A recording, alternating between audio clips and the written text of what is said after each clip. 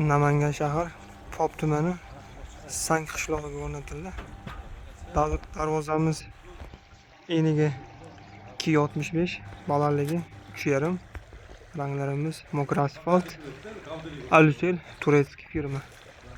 Ikkita yonga полностью o'ngga o'ng profildan garit qilib